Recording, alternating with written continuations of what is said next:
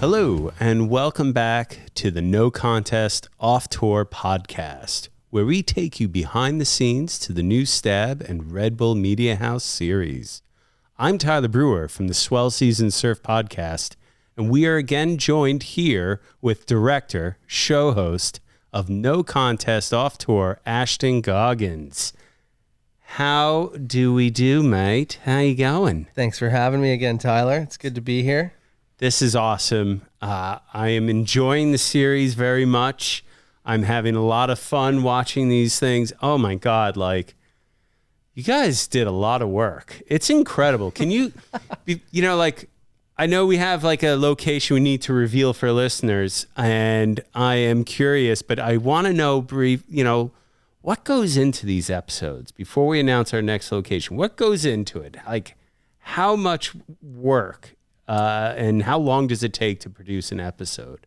I'd say this season started being planned about 16 months ago. Wow. Or at least started becoming like something that we were starting to put ideas on paper for. And each trip requires its own like very special planning depending on where you're going. But yeah, it's a little bit of herding cats. It's a little bit of like, reading tea leaves and forecasts and trying to like make sure that all the puzzle pieces fit together and that surfers are able to go, and that when it all lines up, it feels somewhat miraculous. I'm not going to lie. And then it's a different beast, these trips, because we're sort of shoehorning a surf trip into a documentary film shoot and trying to accomplish both those things at once. I think it has benefits and also challenges. And I think we've definitely faced both of those differently at each location in different ways. But yeah, a lot of work. It went from being a very casual, fun, like breeze through the world tour to being like a 6-part documentary series.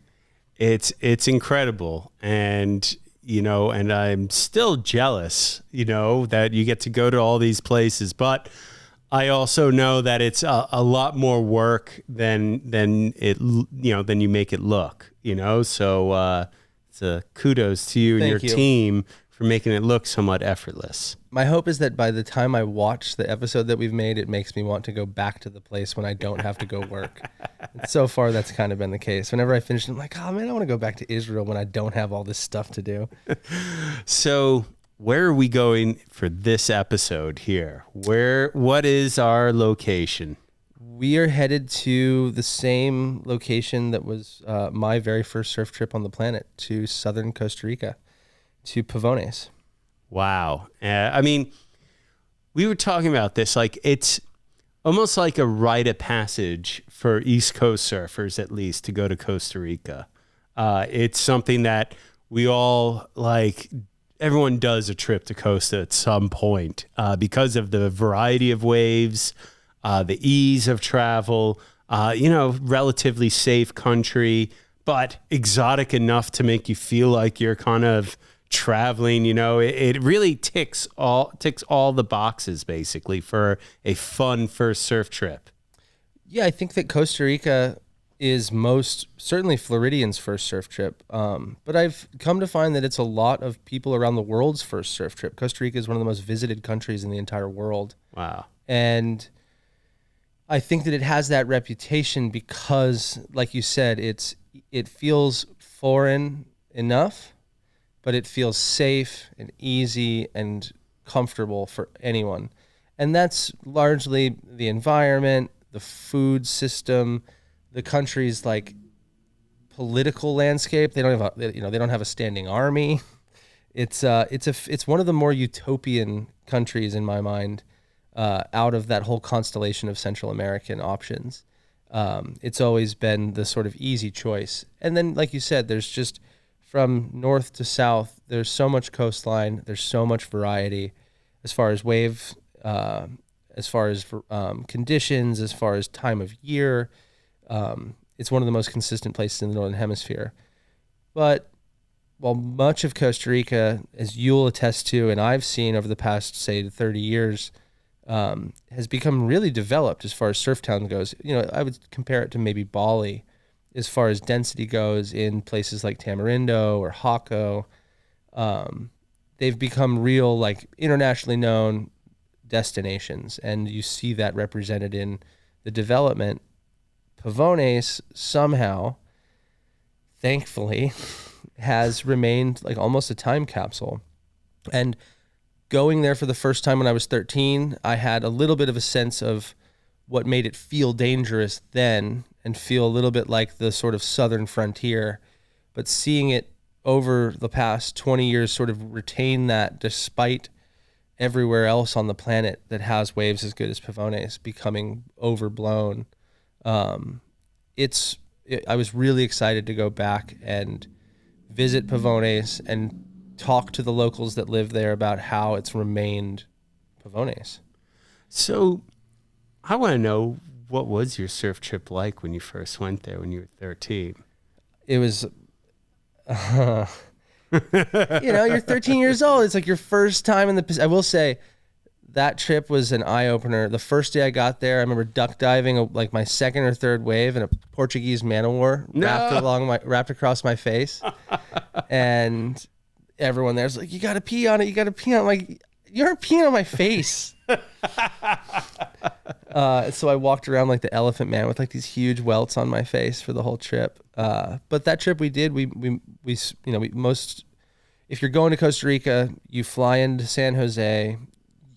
Back then it was a 16-hour drive to Pavones through roads that were so rough that we rattled our gas tank loose. Like the metal vibrated so much that it melted and fell out and all of a sudden just went poof. In those years, at the very least, all the roads have been paved up until about 2 hours outside of Pavones. You can go, 50, 60 miles an hour. And soon you'll be able to take proper, like regular sized planes into Golfito. But, for the time being, you can catch very small commuter flights from San Jose down to Golfito and then get a ride into Pavones. But it's the most adventurous part of the country that you can go to in my mind, and still the most difficult and remote. You keep heading south about 4 or 5 miles and you end up in basically southern Costa Rican jungle up to the Panamanian border, and all of the complicated and nefarious things that happen in those regions. Go on. Yeah, so Pavones has always had this like mythological appeal, especially growing up. It was this land of this mile-long left that this crazy Californian guy had discovered and purchased and pioneered. And going there, most of my father's generation would ask you like, oh, do you know the story of Danny Fowley and Pavones? And it was always like, like spoken in hushed tones. So I, the first few times I went down there, I had a sense of the history and what had gone into the place. And as I'd, become a writer and become interested in surf journalism, it's always been one of those stories that's like hung over me. And I was able to go back down there about 8 years ago for Surfer Magazine and interview Danny,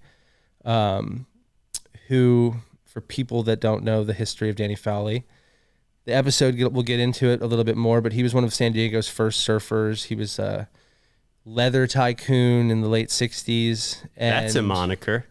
Leather tycoon. He owned a company called Leather Gypsy that made like fringe leather jackets and purses that were sold. He has all these numbers. It was like something like 7,800 Nordstroms around the country. But this is the 60s. That reminds me of the SNL skit where it's like leather and everyone's like squeaking, Yeah,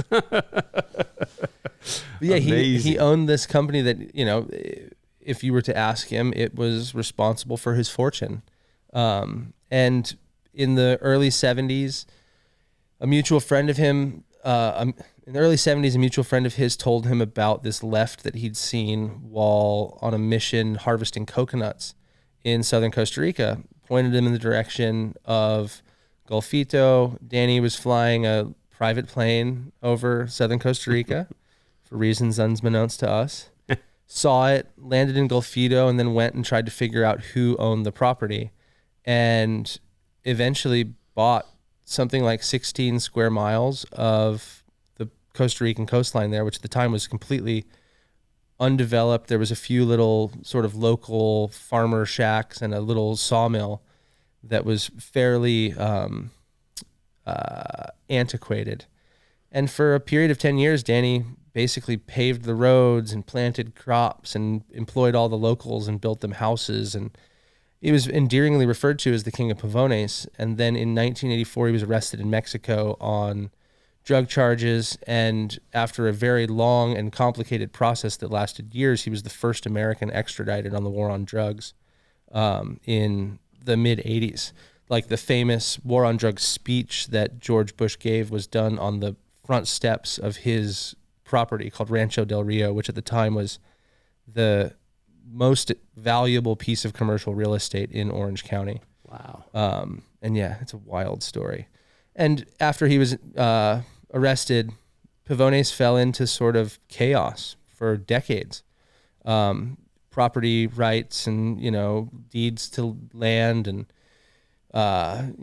squatters' rights and all these complicated things went into play. And it caused a lot of friction between locals, between people that had moved out there to fill the vacuum that Danny had left when he was arrested, and the American expats, the American expats who had been partners with Danny to sort of to take on that project.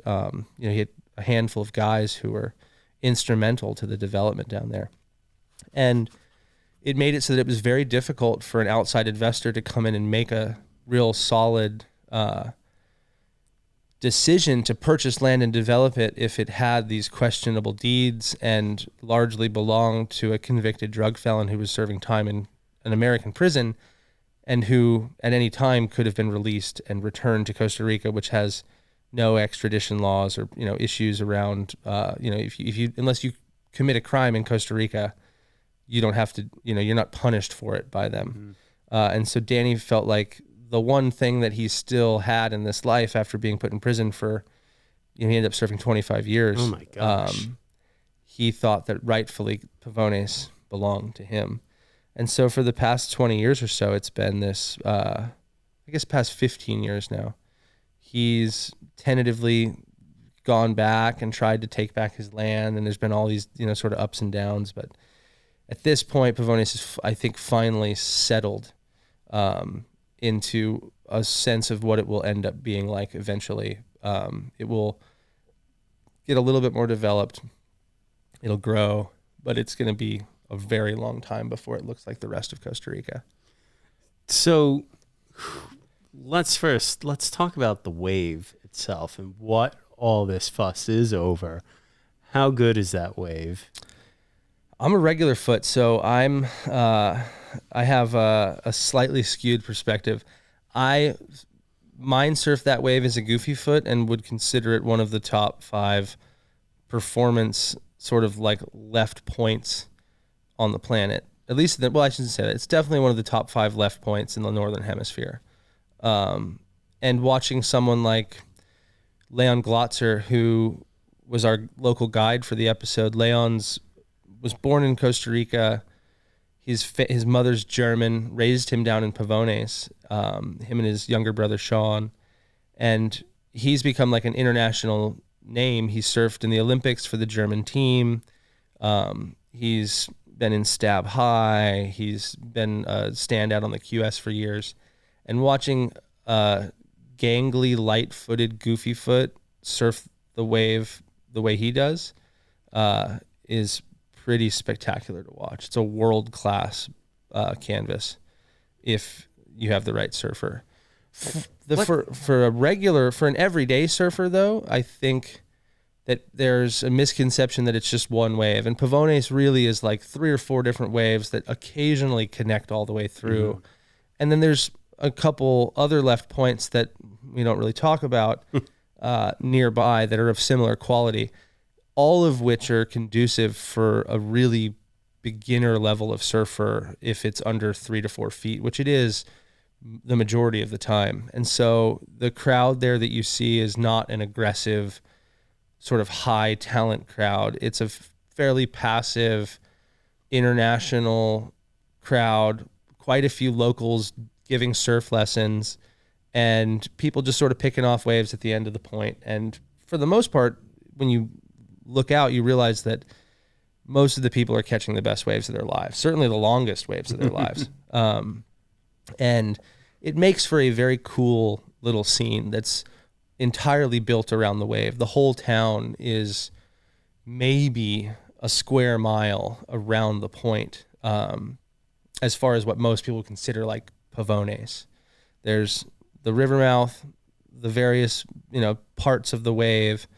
There's the wall, which is where the cantina used to be, where everyone sits and hangs out. And there's a beautiful little natural park right on the end of the point that backs up to the soccer field. And then up against the soccer field, you have these little walking streets with a handful of cabinas to stay in, 4 or 5 restaurants, and the road in and out of town.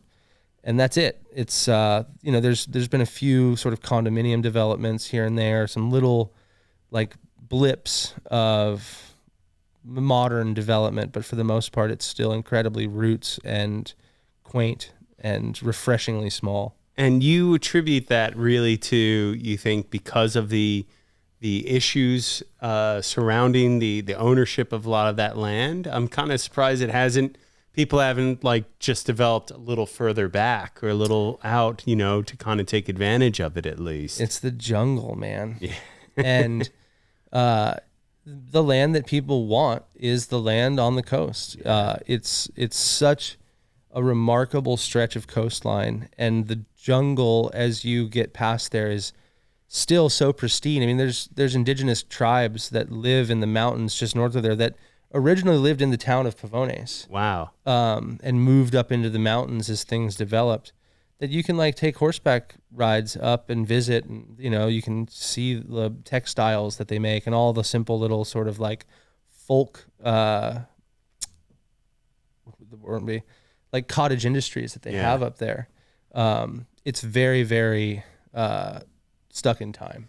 Do you think it's a great destination to go? Is like it's a core surf trip, right? Like it's not something you would want to bring your non-surfing partner or anyone that doesn't surf to. Yes and no. I actually think that Costa Rica might be the easiest surf trip to take a partner, because you can go surf. But Pavones, you think? Yeah. I mean, it depends on if they're, how delicate of a flower they are. There's a huge culture in Pavones of just yoga retreats and health and wellness, because of its remote nature, because of the fact that you're in the jungle in 5 minutes. It's a very tranquil, peaceful area to be. And the biodiversity in Costa Rica, I'm pretty sure is second only to maybe the Amazon, but it's one of the most biodiverse countries on the planet. The rainforest there, along with the rainforest in Brazil, are considered the lungs of the world. And you walk outside and there's like monkeys in the trees and toucans. And as you get up into the mountains, that wildlife becomes even more and more sort of spectacular. And there's all types of ecotourism built around that anyone can go and engage with. I think a lot of people go to Costa Rica just to take a zip line tour through the jungle, or to go and like feed alligators or crocodiles. I always forget which ones are down there. Crocodiles. And it's where most of our fruit comes from. Costa Rica has been one of the largest exporters of fruit for fucking 50 years. I think the last 10 years, oddly enough, they've developed like an incredible aerospace and technological industry. Interesting. Like they manufacture all types of like really like high tech computer parts and medical devices and biotech machines and stuff like that. And I don't know necessarily why that is. I know that that the country itself has like a very high, it's rated very high as far as education goes. Yeah. And so it's a very like civilized, educated culture, pretty much anywhere you go. So let's talk equipment here. What sort of gear should people be prepared to bring down, or if they even need to bring down gear? It seems like a place that might have stuff already there for you. You definitely want to bring boards to Pavones. There's maybe 1 or 2 little shops that you can rent some soft tops and some boards that people have left over. There's not really any real like broad selection in a surf shop. There's one little shop in town that might have some boards and some wax and some gear, and then it's all just more like accessories that you might break or need while you're there. It's not like a full outfitter situation. But as far as the waves go, I mean, and boards, you're looking at a wave that I don't care if it's 10 foot or 4 foot, you can ride the same equipment. You can ride a mid-length, you can ride a short board, you can ride a fish. Ride something that you feel comfortable going as fast as you can in a straight line, because unless you are an incredibly gifted surfer as far as like rail work and drive and connection and sort of seamlessness through maneuvers, you're pretty much just racing the wave, going as fast as you can, which is a great feeling for most of the wave. It's just a full racetrack. The end of the point at Pavones is, I think, one of the best longboard waves in the world. It's like First Point Malibu, but a left. And you see a lot of really, you'll see world-class longboarders out there most times that there's waves. You'll see Cassie Ameador or Justin Quintal, or, it's like a bit of a magnet for really talented longboarders to go and film and get like a really perfect, consistent, peeling left point that's, a third or a fifth as crowded as, say, Malibu or Cardiff or something like that. And who are some of the characters you got to meet while on this trip that you were spending time with down there? So we went down there to see Leon Glatzer's whole program and got to meet his brother and his mom, who are sort of like classic European Costa Ricans, if that makes sense.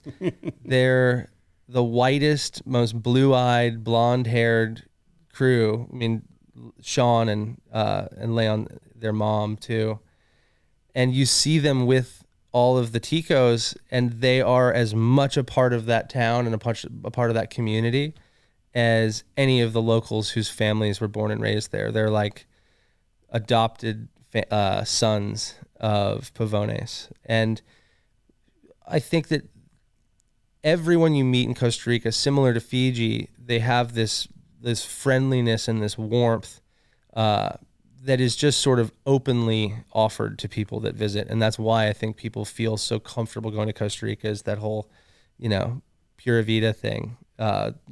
Whatever. Hawaii has aloha. It is a different breed of hospitality down there, in my opinion. Oh my gosh. I mean, I remember my first trip going to Costa Rica. I was about 14 or 15. My dad took my brother and I, and we went up towards north more. But I just remember tasting the Pacific and being like, oh, this water is saltier than the East Coast. And then they all told all the old guys, oh, you got to go to Key Largo in San Jose, when we were kids. And, my dad took my brother and I out on a big night on the town. And, won't go into too much detail, but quite scandalous night, but very fun. But I feel like Costa Rica is a great place for that kind of kind of just having a really fun, adventurous trip without having to, worry too much. It's a perfect staging point for people who want to start traveling or going out of the country for the most part. Yeah, it's a low consequence adventure. I think most people that have done a surf trip to Costa Rica would agree that you probably have to worry about the expats more than you have to worry about the locals as far as bad behavior goes. And yeah, I think that it's just a real international scene. Even the expat scene adds to it. The way that they sort of integrate with the locals and create a sort of unique international surf scene in all of the main surf towns in Costa Rica is, to me, very different than a lot of other places. And Pavones does have some of that. While it is not nearly developed, it does feel like a tiny cross-section of that international feeling that you get when you go to most surf towns in Costa Rica. There's the little smoothie and juice shop that's owned by the Israelis that have been there for 25 years, who I swear have not aged one day. Like, they look the same. And I did find that that's part of it. Costa Rica has the most 100-plus-year-old people on the planet, and What? the population lives longer than anywhere else on the planet in Costa Rica. Really? I was like, that's why all my dad's friends are living there, because they think they can live forever. I was not aware of that. Yeah, it's the healthiest, or I don't know how you would say it. They have the most longevity Yeah. of any country in the world. And for some reason, that feels like something that should be like a fucking bigger award given out each year. You know what I mean? Like, y'all made it the longest. Like, that's really what matters, isn't it? Like, when you're judging a place. Well, quality of life too, you know? Quality Yeah. but quality and quantity. That's right. Now, any behind the scenes, anything that happened while filming this that you know, kind of either was unexpected or something that you were not really aware of when you set out to make this? Unexpected. Yeah. I've known Pavones since as long as I've known any surf scene besides my own. I've known Leon for probably 6 or 7 years now, but I never spent time with him in Costa Rica. I've always wondered what it would feel like to be a foreigner raised in a surf town, and whether that felt like you were an other sort of figure, if you were this sort of like outcast or felt like you were not really like a part of it. And Leon and his brother are the most Costa Rican kids I could ever imagine after seeing them in their scene and seeing how much of a center point they are in the Pavones surf community and how much pride all the Costa Ricans take in Leon being a Costa Rican Olympian. You know, that this kid came from this tiny little town in the middle of the southern jungles of Costa Rica to go and surf in the Olympics for the German Olympic team. I think they take that very seriously, as they should. It's a huge accomplishment for their town. You know, this little kid that grew up kicking a soccer ball around in front of the point. Yeah. Now let's get into local economics. Yep. Costs. Cheap. Affordable. Super affordable. You can find cabinas for, you know, between, I'd say, 30 and 40 or 50 bucks a night at the cheapest. And the nicest place to stay in town is the Riviera, which is owned by the McGonigal family, by Noemar and Leilani's parents, Sean. And I can never remember the mother's name, but you'll see them all, the whole family out surfing. And they're from Orange County originally, but purchased the land back in the 80s. It's very, you know. Sean McGonigal has like a whole little segment in Amazing Surf Stories. Really? Yeah, it's funny. Like I recognize that name very much so. Yeah. He rips, man. Rips. Holy moly, he rips. Similar to Roseman, like a guy who's got more time on a surfboard than maybe anybody on the planet. Like that guy spends 5 or 6 minutes standing on a wave surfing every morning.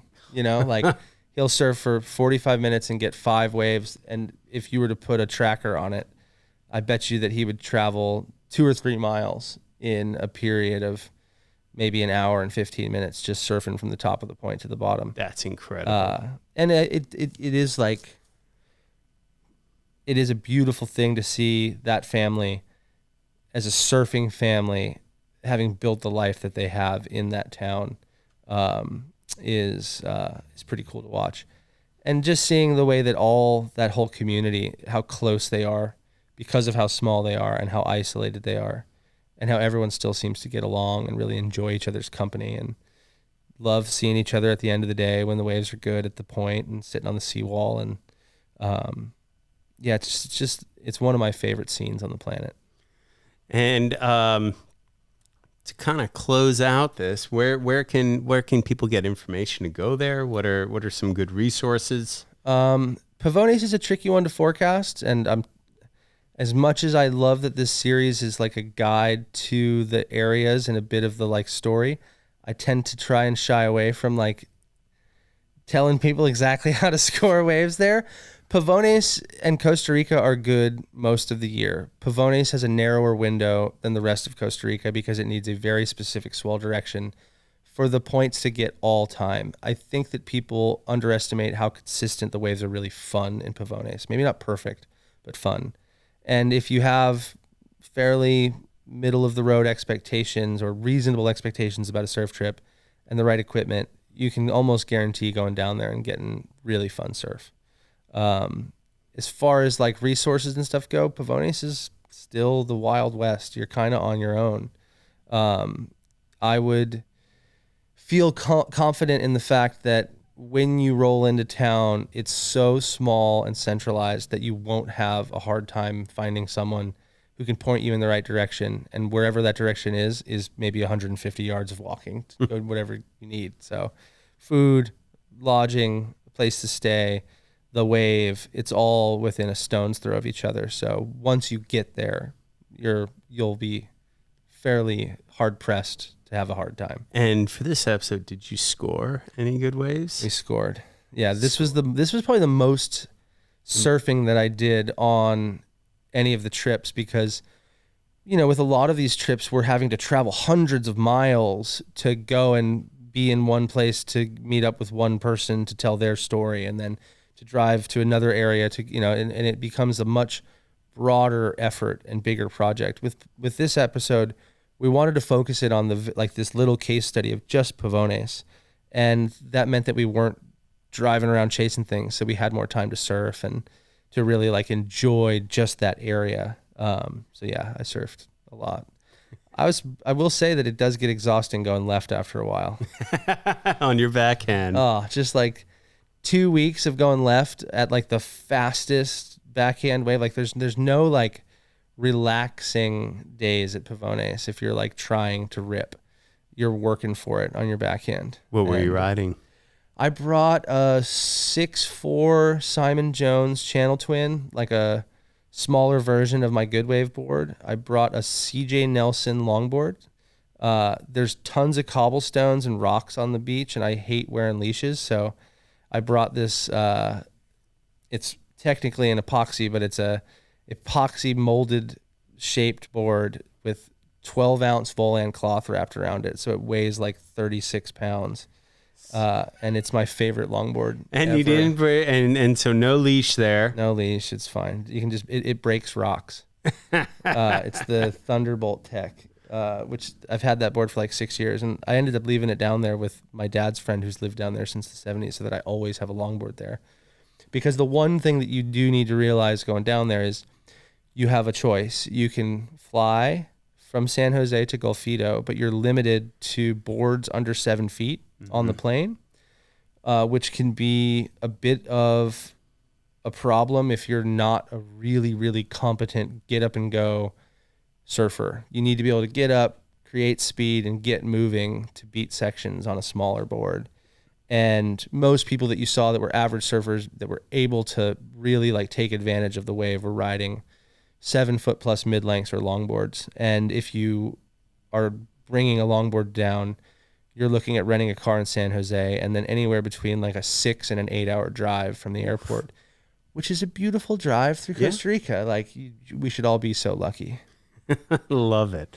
Well, awesome episode. And for our listeners, you can find it on RedBull TV, No Contest Off Tour. And, we have one more of these after this. And I'm pretty excited to indulge and explore your next location. But yeah, this was a great episode and really, really looking forward to the next one and final one. Oh, thanks so much, Tyler. It was our last episode was my favorite episode by far. So I'm excited to share it with you guys. Wonderful. And for everyone else, we'll see you in the next episode.